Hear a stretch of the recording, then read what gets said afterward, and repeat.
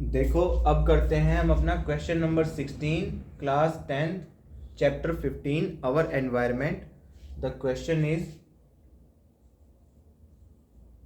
Why is damage to ozone layer is cause for concern question mark. NCERT की exercise का ये क्वेश्चन है और लास्ट क्वेश्चन है चैप्टर 15 एनसीईआरटी की एक्सरसाइज का सबसे लास्ट क्वेश्चन है। What steps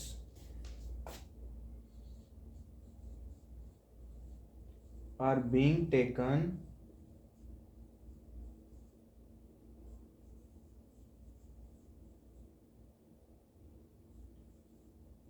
to limit this damage?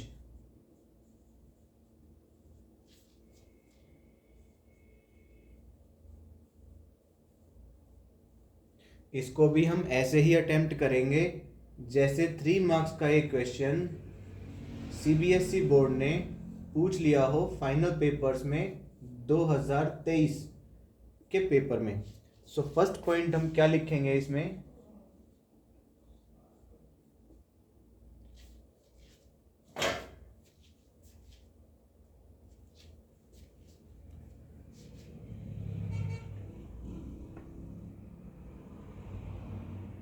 Damage to ozone layer is cause for concern because, पूरा लिख लेते हैं चलो, damage to ozone layer is cause for concern because it means damage to ozone layer।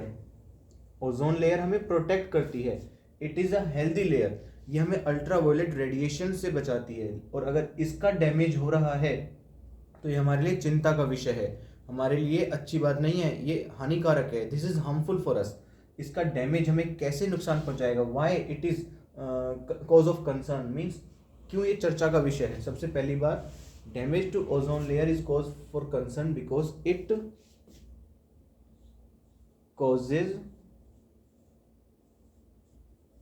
Skin darkening.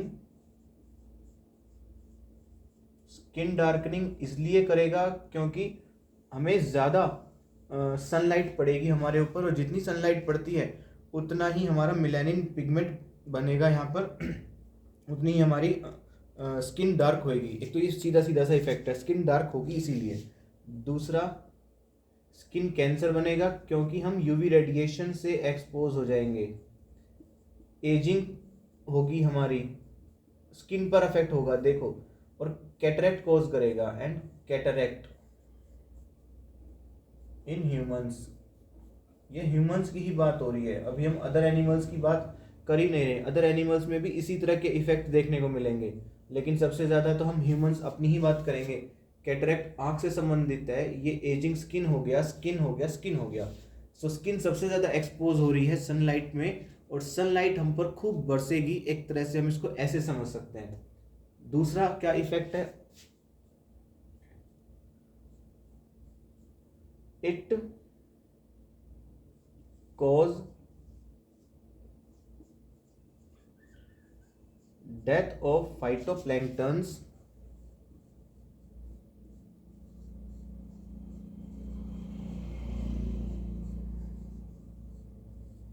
it causes death of phytoplanktons which will increase global warming।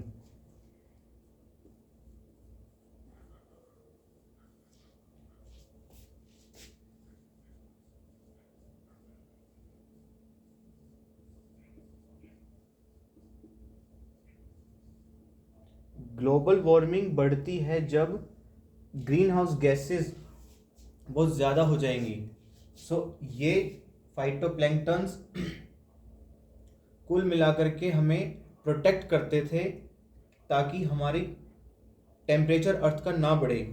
हमारे temperature अर्थ का बढ़ रहा है क्योंकि अभी फाइटोप्लैंक्टन्स मर गए हैं इसकी वजह से, क्योंकि डायरेक्ट सनलाइट पड़ती है। Second part, what steps are being taken to limit this damage. Third point में कर लेते हैं हम,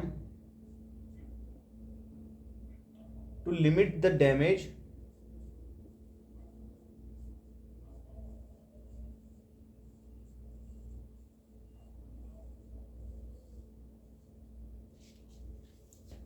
release of chlorofluorocarbons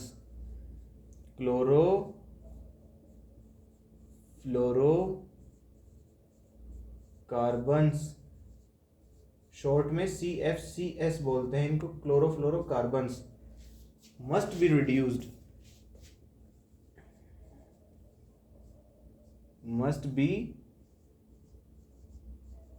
रिड्यूस्ड, इनका कम हो जाना चाहिए, क्योंकि क्लोरोफ्लोरोकार्बन्स ही एटमॉस्फेयर में रिलीज होते हैं। क्योंकि हम जो एसी और फ्रिज, अगला पॉइंट भी है ये, जो हम एसी और फ्रिज यूज़ करते हैं उसमें क्लोरोफ्लोरोकार्बन्स रिलीज होते हैं, उससे रिलीज होते हैं तो एटमॉस्फेयर में जाते हैं, एटमॉस्फेयर में जाते हैं तो इससे क्लोरीन फ्री रेडिकल्स प्रोड्यूस होते हैं। क्लोरीन फ्री रेडिकल्स इस ओजोन लेयर की थिनिंग करते हैं, थिन होने से ये डैमेज हो रही है, ओजोन होल क्रिएट हो रहा है। सिंपल सी बात है, ozone hole, global warming, chlorofluorocarbon आपस में इंटरकनेक्टेड है, एक ही टॉपिक है। इसी से क्लोरोफ्लोरोकार्बन समझ में आ जाता है और ग्लोबल वार्मिंग समझ में आ जाती है, ओजोन लेयर की थिनिंग समझ में आ जाती है। बहुत इंटरेस्टिंग है। लास्ट में एक पॉइंट और कर लेते हैं, also as CFCs are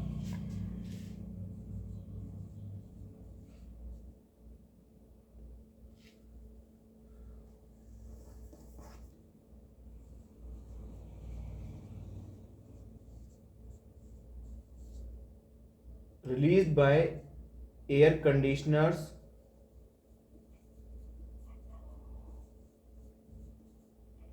means AC and fridge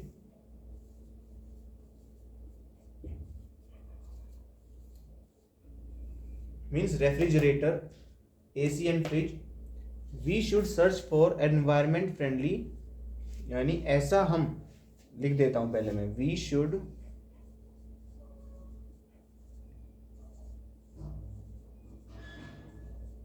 search for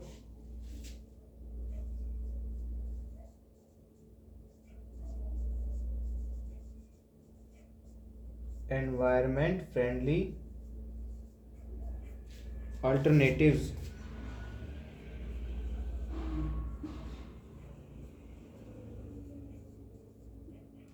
means ये रिलीज कर रहे हैं तभी तो ग्लोबल वार्मिंग हो रही है, तभी ओजोन थिनिंग हो रही है, जो कि हमारे लिए नुकसानदायक है। सो हमें ऐसे एसी और फ्रिज डेवलप करने चाहिए जिससे ये कम से कम रिड्यूस हो। I hope this is very much clear to you now.